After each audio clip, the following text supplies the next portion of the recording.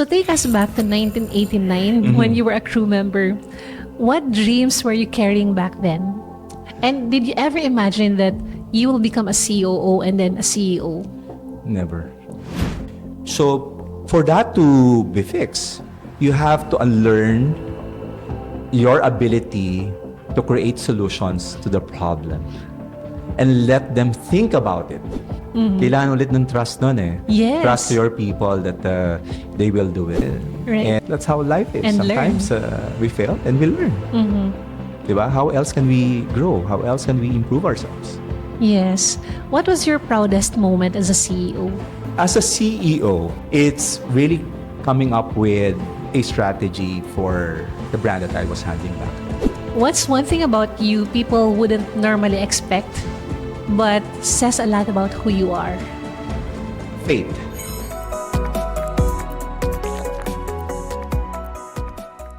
We all know that as a CEO, the most important thing that you do as a CEO is strategy formulation.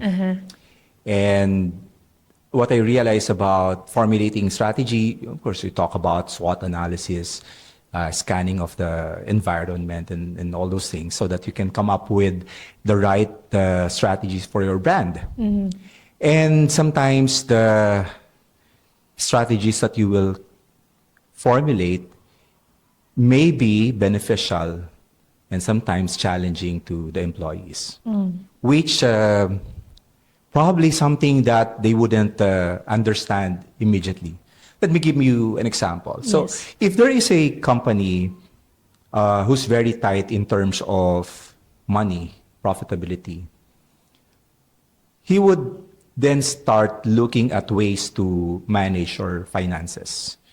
In the restaurant industry, it could be your food costs, it could be your operational expenses, which would include labor costs. And labor costs has to do with the people on the ground. Yes.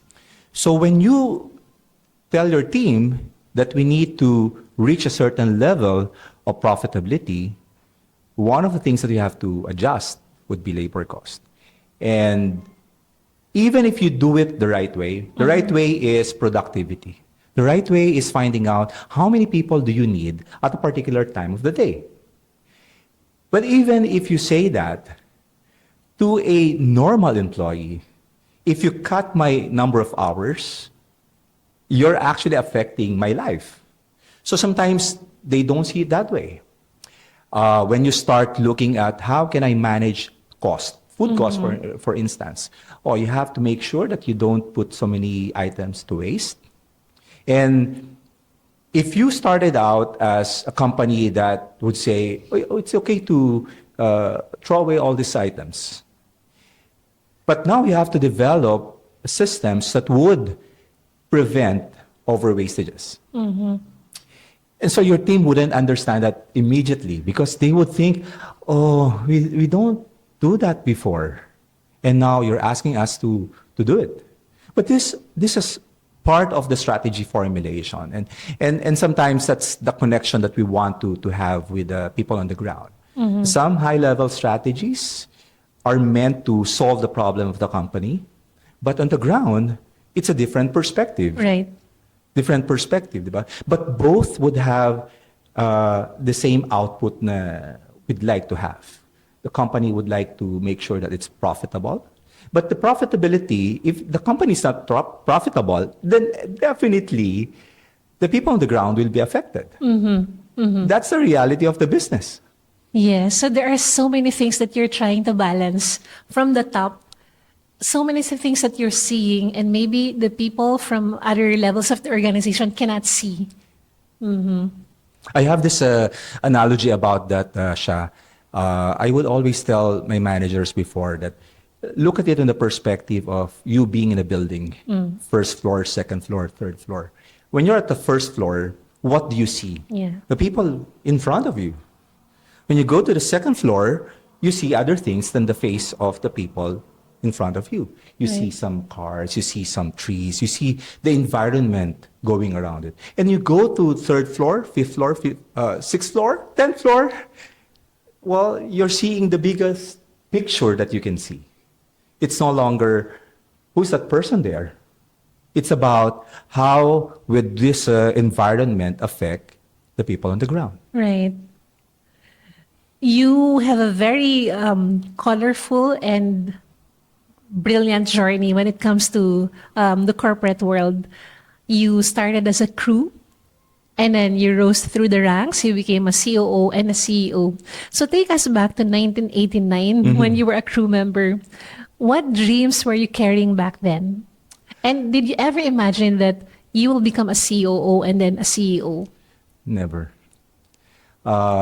When I decided to work as a crew in McDonald's, I was in college, and my intention, my objective is go to work, get paid, so that I can support my family and I can support also my studies. And that's all. That's the only objective until the manager started telling us that, you know, there is a development program. And I said, oh, I can grow here. Pwede akong umunlad dito sa food industry. And on my second year, I think 2.5 years, they decided to promote me to a swing manager position. Swing manager is you're still studying, your time in the store is also based on the schedule that you're allowed to. It's not full time. I sometimes go there for about 6 hours only because I have school. I have to go to school. So that's what the program was all about, supporting the students to become managers, but not affecting the hours that they need to give for their school. So yun. So nakita ko na, oh, there is a path. And from then on, the objective was not, oh, I want to be a CEO. I want to be the CEO. No, I wanted to move up to the different levels of position. Very focused. I want to be a second assistant manager. I want to be a first assistant manager. When I got to those positions, I want to be a restaurant manager. Because yes, some would say, what's your plan for the next 3-5 years back then? But to me, it's a long haul. So why don't you focus on where you are right now and aspire for the next position? It will lead you there eventually. Was there a moment in your leadership journey wherein you felt overlooked or underestimated? You know, Sha, even when I was a crew, I think it's because they know that you're from UP. So the other members of the team and even the managers would get intimidated because they know you're from UP. But that's how I see it. So that's why I never felt na they look at me na mas mababa. They never look at me that way. And besides, at that time, I was already conditioning myself to be very competitive. Consistently competitive. But not to the point na magagalit ka sa akin. So, competitively, whenever I handle a particular station as a crew back then, I would normally tell myself, I want this station to be the best station for today. The cleanest, the most efficient, the station that produces the most quality products today. That has been my mentality. And that's why my managers back then, favorite nila ako eh. Favorite nila ako. They would always want to place me in a station that they know it's going to be challenging. Nobody wants to be stationed at the lobby area, at the dining area. Nobody. Kasi pag nandun ka sa dining area, siguro more than 10,000 steps ang makukuha mo because you have to walk, you have to go from one table to another, you have to clean the floors, you have to clean the comfort rooms. So you really exercise in a sense. So nobody wants to take that station. Most of them would like to be, I want to be in the kitchen because I don't want to be seen. So, favorite akong ilagay sa dining area noong time na yon. So, I give justice to the position. I make it a point na when my manager goes up and check the comfort room, it should be the cleanest comfort room na makikita niya. Tables, not sticky. As in, right after, it's sanitized. That's a discipline that I was able to do for myself back then. And that's why I didn't feel na somebody would tell me na, wala, hindi ka magaling, and those things. And you embody the two core values of University of the Philippines, or UP, honor and excellence. So excellence, you really made sure that you embraced that. Yeah. Yeah. What's a real mindset shift needed to go from manager to executive? Okay. So basically, when you're in the management position, execution is the key. When you go up to the executive level, you think about the strategy. Somebody needs to look over the strategy. And usually it's the C-suite level who's in charge of doing that. Because how can you traverse the challenges of the future if no one's looking at what's going to happen in the economy the next several months for this year? Will the prices of commodities go up? Will there be an increase in labor costs? So somebody has to track those strategies so that you can prepare the brand for the future. So the biggest challenge shifting from being operational to being more strategic is the fact that if you started out being an operations person, you see what's going on in the ground. Yes. You can immediately say, there's something wrong about this system in the store, and we need to fix it. So when you move up to the executive level, it's a different mindset. You're now talking about environmental scanning, competitive advantage. You start talking about that. But if your mind is operational, the tendency is for you to look at what's going on down below. So that's the mind shift that has to happen when somebody moves from being operational, being a manager, and moving up to C-level. What's one thing that really worked for you as a COO but became a liability when you became a CEO? Alam mo, totoo yan eh. The experience, my experience, because for 20 years, I've been in operation. So, alam mo yung galaw ng tao sa loob ng stores. And even now, when I go to a restaurant, I can easily say, oh, there's something wrong with your ordering. Why don't you have these products? Or why is your service very slow? So automatically, my mind is wired to do that because of that 20 years of experience in the operational side. So that is, in a way, affecting my strategy formulation. Because it's easier to fix what is now than think about the future, right? So the moment you go to the store, ayan na. Ang daling i-fix eh. And once you are able to fix it, you feel good. As compared to, you come up with a strategy. But this is for the future. It's a long haul. But somebody needs to do that. That's what's detrimental for me when I move from a COO level to a CEO.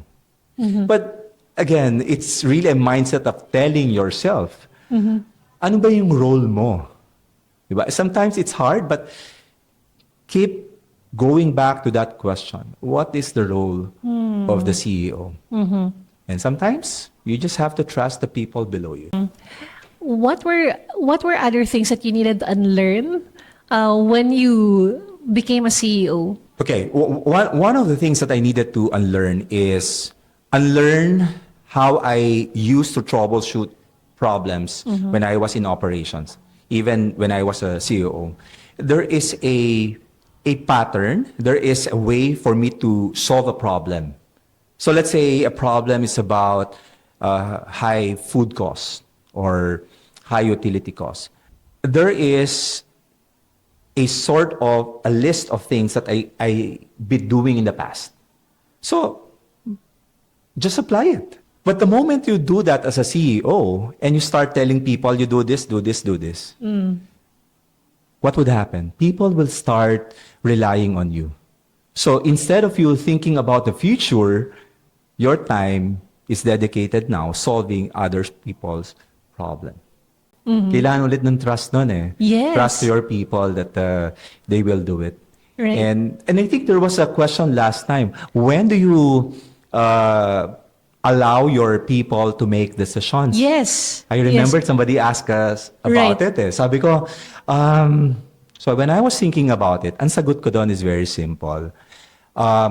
You can actually test the person and just challenge the person to come up with a solution. But the best scenario is if somebody has shown initiative. Kung nakikita mo that the person has the initiative to fix this, solve this issue, then you know that that person has potential. And the moment you give that person, I'll throw the ball to you, I'm sure he will find a way to shoot it. Some, pwedeng hindi ready, pero batuhan mo. The person might probably fail. And that's how life is. And Sometimes we fail and we learn. Diba? How else can we grow? How else can we improve ourselves? Yes. What was your proudest moment as a CEO? As a CEO, it's really coming up with a strategy for the brand that I was handling back then. For COO, because I became COO when I was in Yellow Cab Pizza. So it's more or less doing the strategy formulation already for the brand. And in Yellow Cab, it's more than, to me, more than coming up with strategy. It's also about being engaged on the ground. I have this principle of go where the action is and speak to people, because you will learn the problems from their perspective and not learn the problems from your perspective. You're not the one running the show in the story. It's the people on the ground who's running the show. So find out from them. What are those challenges and what are the solutions to it? Right. Some people believe that nice guys finish last. How have you seen kindness or compassion drive results? I think it's human nature to say it's already amongst us, in all of us, that when somebody show us care, compassion, kindness, we normally give it back. Normally give it back. I think it's also about a Filipino thing na kapag ka may ginawa kang kabutihan dun sa tao, they would normally give it back to you. One form or another, one way or another. It will go back to you. And if there's one thing that I'd like to qualify about being kind, I would say be intentionally kind. There's a big difference between just being kind. Like probably if you're in a restaurant, you open the door, you're already kind. But being intentionally kind is different. Intentionally kind is thinking about how can I make that person's life today, going to the restaurant, as easy as it can get. So when you start thinking about that, wholehearted. And what do we say about things that come from the heart? Things that come from the heart goes to another person's heart. So be intentional in being kind, in being compassionate. Dagdagan mo lang, kasi pwede ka naman maging kind, pwede ka naman maging compassionate, but I would say that be intentional. Intentional. When you were still in the corporate, can you recall a story for when you felt truly seen by a leader? So this was before you became a COO and a CEO. Yeah. Alam mo, tell you a story.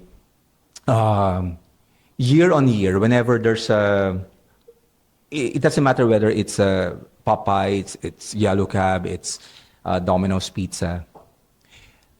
I have this habit of going to the store. Even as CEO, I would go back to the store and engage with the store manager, with the team members. The reason why I'm doing that is because in the past, when I was a store manager or a crew member, never did I experience a CEO coming to the store, a CEO or a COO going to the store and saying hi, kinakamusta yung mga tao. Never experienced that. And I said, the moment you greet, the moment you engage yourself with the people on the ground, they would see the brand as someone that's compassionate, a brand that they know that the highest level position is there to engage, is there to talk to each one of them. So it humanizes the environment. And to me, whenever you humanize the environment, mas nagiging sila attached sila dun sa brand As compared to walang ganon, then parang I come in, punch out, that's it. So it humanizes the environment when the CEO or COO goes to the store. Or any leader for that matter, just say hello or just smile to the person. Ang laking bagay na sa kanila. And sometimes they would even ask you, sir, pwede ho bang magpa-picture, di ba? So for them, ito may picture ako with the COO, with the CEO. They feel proud about it. Maliit na bagay, but I really think that helps in motivating the people on the ground. And I completely agree. I remember I stayed in HSBC, the only company I worked for as an employee for 9 years. And I think one of the reasons is because the CEO was also in touch with the employees. So for example, I remember we had lunch with the CEOs. So HSBC would host lunches for the newly promoted officers in the residence of the CEO. So at that time, it was in Forbes Park. So we really felt important because the CEO would sit down for maybe 15 minutes here, 15 minutes another table, but we felt seen by the highest ranking officer in the organization, and it makes a lot of difference. I agree with what you said. Makes a lot of difference. Yeah. What's a leadership decision that you lost sleep over? And looking back, would you do anything differently? Malalim yung tanong na yan. So, has something to do with the personal decision I made in year 2006. But it's a decision that I have to make for myself, but not for the company. Okay. That's when I decided to leave McDonald's and join Yellow Cab Pizza. Whenever I look back, this is a story that I usually tell people that I encounter. The reason behind it is because before I left McDonald's, I was supposed to head the training division. And I was really preparing for it. But for some reason, it didn't pan out. It didn't push through. And here comes another brand, which is Yellow Cab, who was actually inviting me to join them at the time. I did say yes to the offer of Yellow Cab. I met with the owners and they're all good guys. They know how to manage the brand. They know how to manage people. And that's why I said, yes, I will join your brand. But going back to that time, I would always recall telling myself, but I love McDonald's. I love the people who work there. Even the colleagues that I've worked with in the past, some of them are still there. And I respect them kasi maganda yung naging relationship Those were the several, I think, a month or two sleepless nights talaga. Kasi parang it's a major decision that I have to make for myself.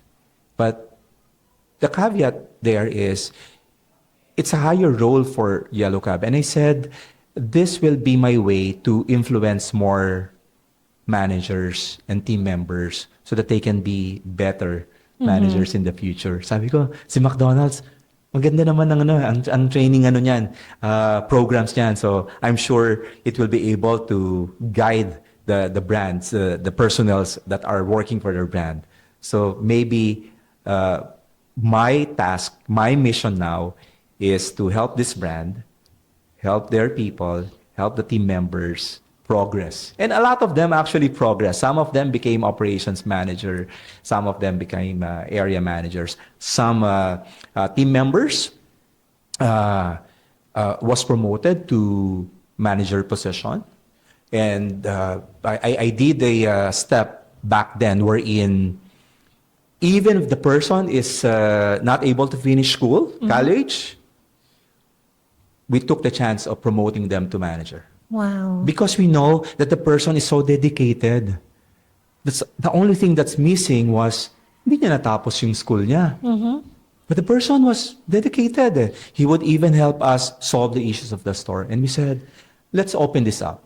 Maybe because some will not be able to finish school. But it doesn't mean that they don't have the talent and the desire to improve their lives. So we get on with it. We have promoted people in the crew level that are not able to finish school. But some of them, after they were promoted to manager, have decided to go back to school. Which, sabi ko, I was hoping for that to happen. Kasi parang, sayang naman eh. You're still young, di ba? Then, go ahead, finish your school. I really admire unconventional leaders who are fearless to make decisions that are not usually famous in the corporate space. So, in your case, you were not a status quo leader. You were a fearless leader. You saw the potential in that person, and then you promoted him or her, even if he or she did not finish college yet. And then eventually, he went back to school. So, hitting two birds with one stone. Thank you. Thank you, Roy. As a meta coach, what is one insight about human behavior or leadership that completely changed the way you lead or live? So when I got my certification for meta coaching, one thing that I will never forget is about the inner game. We all have inner games, which sometimes we neglect to see because our fears are overpowering it. And so instead of challenging yourself to really deliver your best, the fear comes in. So it stifles you. It stops you. So when I got into this meta coaching, my role now, my mission now is to bring out the best in every person that I coach. And by doing so, it's about triggering the values, the meaning, the things that are inside the person's heart. So yun yung ginagamit ko na approach every time I coach, because it's really about the inner game. Pagka nailabas mo yung inner game, you'll be able to do whatever that you want to do. No one's gonna stop you. So there you go. You have to fight it out and get into that inner game that you have. So you were a crew, and then you rose up the corporate ladder to a COO and then a CEO, and now you're a meta coach. You're empowering individuals and executives as well. So let's say, for example, an executive is talking to you, a C-suite leader who feels that he has reached the top of the organization, and he's kind of lost, and he wants to ask you, Roy, what's next for me? I'm already the CEO. What's next? There are different channels or avenues to make use of your talent. If you're a CEO, your strongest point may be how to make strategies or strategy formulation. Or maybe your strongest point is you know how to train, you know how to mentor. Because if you reach that level, then you can mentor anyone who wishes to become someone like you, right? So you can be a mentor. Or if you're looking at another business, then you can be a consultant. Of course, you can be a coach if you wish to, or probably you can put up your own business. You can put up your own business, and there are so many things that you can that you can do for as long as you tell yourself, I can do it. Kaya yan eh. Hindi siya nauunahan lang ng takot. Nauunahan lang ng limiting beliefs. In one of your discussion, there was a mention of limiting beliefs. True. Pag nauna yon, nako, it would take a lot for you to get into your inner game. So might as well change your mindset and tell yourself that, no, I'm gonna do this. I think every time people move to different positions or different status, there's always a question of, kaya ko ba to? Alam ko ba yung gagawin ko? And sometimes, I experience even managers that I handled in the past, they don't want to be promoted. They don't want to be promoted. Kasi sabi nila, that's additional responsibility for me eh. But I would always go back to the question, what's the real meaning in your heart? Why did you get into this role in the first place? What is it that you want to accomplish? Yeah. So doon siya na-realize, oh nga, may mission pala ako, may purpose pala ako. So that encourages the person to accept the challenge to move up to the next level. Did some of them fail? Yes, may nagbe-fail. But I always tell them, failure is part of the process. Don't look at it as if it's the end of the world. You fail, get up. Get up and do something about it. That's why inner game is so important, because when you're defeated within, no Wala, matter, talo ka na. yes. So you have to win your inner game, and that's very important. Thank you, Roy. Now let's go to what I call the fast and fearless talk. Fast and fearless, okay. Yes. What's one small act of kindness a leader can do to make his team members feel truly seen and valued? Just smile at them. Go to the store or when you're in the office, smile at them, and ang laking bagay sa kanila yon. Parang you go back to the times and ask yourself, ninigitan ba ako? Na-acknowledge ba ako? Napansin ba ako? And sometimes when you just smile at them, wala eh. Contagious yun eh. When you smile, they smile back. So, in the neuroscience, sabi natin, na kapag nag-smile back ka, then your disposition for the day changes. Kahit pa paano nababago yung, may problema ako eh, pero ngumiti sa akin yung boss ko. Parang walang problema ngayong araw na to, di ba? So I smile at them. I love that. And it's something that everyone in the organization can do They can without do the that. approval of the management and without do that. spending money for it. Right. That's very powerful. Thank you, Roy. I think there's one study that said that smiling is like getting the equivalent of the joy or the oxytocin that you get from eating 2,000 bars of chocolate. Chocolates. Yes. Correct. So thank you. What's a leadership lesson that you learned the hard way, but you're so grateful for it? Okay lang yung kwento ko. Yes, please. Kasi the word is empathy. And I will never forget this story, 1992. That's when I got promoted to a swing manager position. And apparently, when I got promoted, I stayed on the same store. Ibig sabihin, crew ako doon, naging manager ako.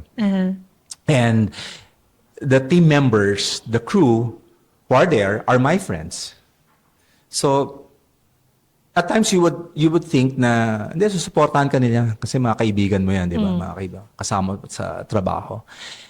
But then, I didn't realize that some of them felt, okay, abusuhin natin tong manager natin, kasama natin to, di ba? So, that was something that's running in my mind. And I told myself, manager ako, so susundin niyo ako. I would always go back to that 5 levels of leadership by John Maxwell when he said, first level is by position. And that's what actually happened. I look at my position, na I'm a manager, you have to follow me. So the ego is there. So one day, I was running the shift. I was the manager in charge of the shift. And all these friends of mine are in the shift. Guess what happened? What they did? We had so many problems with product availability. The service time is very slow. So in other words, talagang sinabotahe yung shift ko. I felt so bad about it. In fact, one of the team members, which is a friend of mine up to now, he was the promoter of the scenario. Uh-huh. So right after the shift, I went out. He went out. Eh, wala na kami sa store, di ba? So sabi ko sa kanya, anong ginawa mo sa akin kanina? As in, nagalit ako sa kanya. Turn out, munti kami magkasuntukan and everything. And, of course, the store manager saw what was happening, went out and pacified the two of us. Pinag-usap kami. So, ang tanong ko, bakit mo sinabotahe yung shift ko? That was my accusation. I didn't realize that he was having some problems sa bahay. But I immediately concluded that it's because niloloko nila yung shift ko.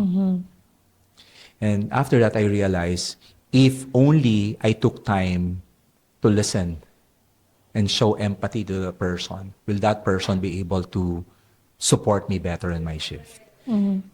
Hardest lesson, hardest scenario that I experienced, but I'm glad that I experienced that Yes. early on, because that told me, but my store manager told me, empathize.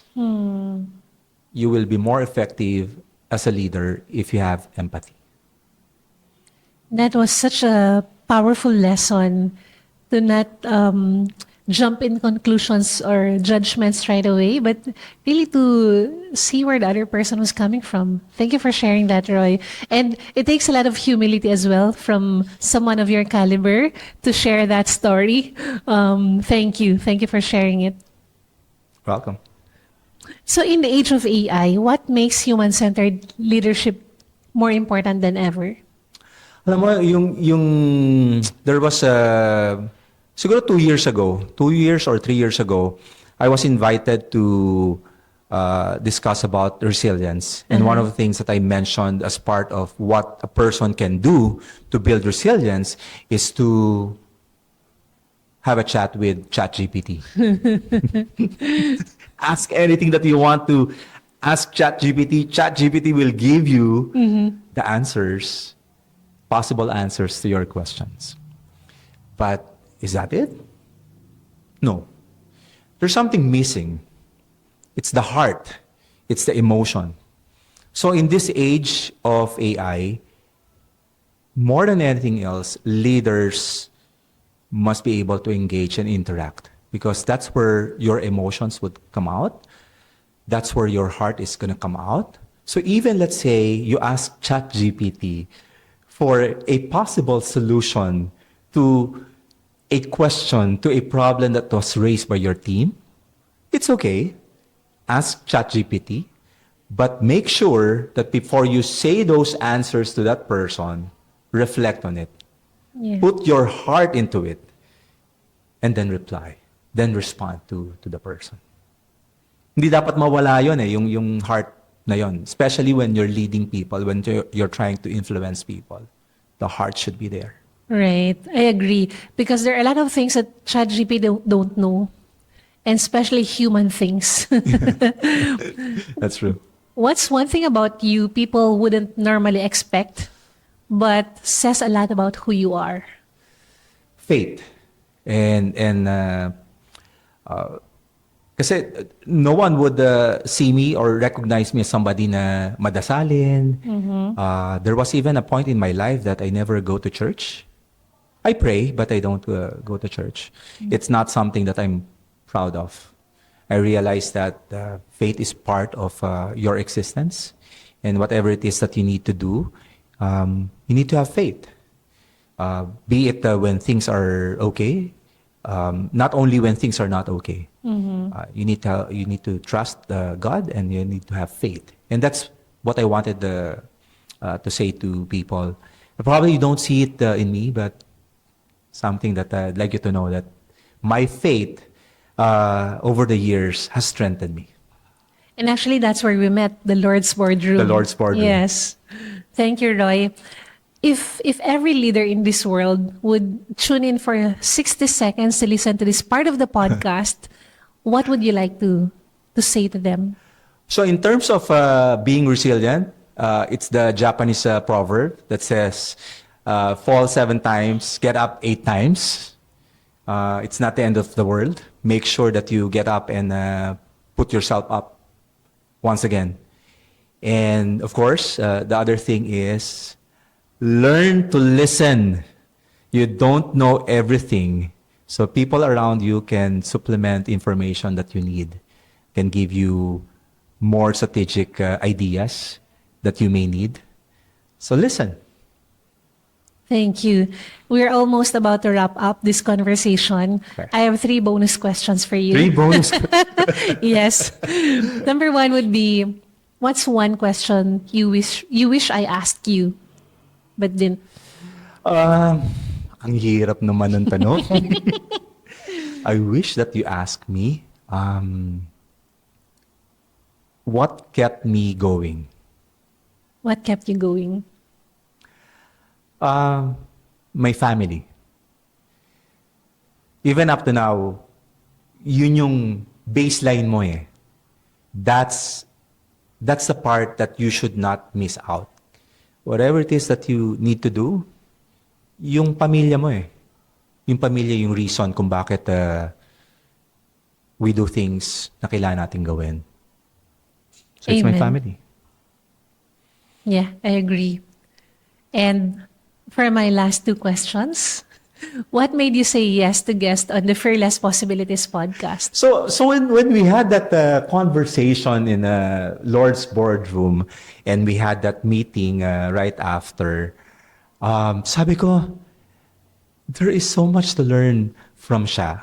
Wow. Alam mo, I got inspired by your journey when you told me about being able to speak in large number of people. You mentioned about organizing an event. You mentioned about writing a book. You mentioned so many things that made me get motivated and inspired. So sabi ko, nung sinabi mo sa akin na you wanted to do this podcast with me, I said, why not? Of course. I'm sure this conversation, although I'm the one answering the question, I know that I will still find inspiration dun sa mga sasabihin mo sa akin. So, he said yes. Thank you, Roy. And shout out our friend Brent, Oh, who was yes. my office mate in HSBC for introducing us. Hi, Brent. And also to my friend Joanne for inviting me to the Lord's boardroom. One last question.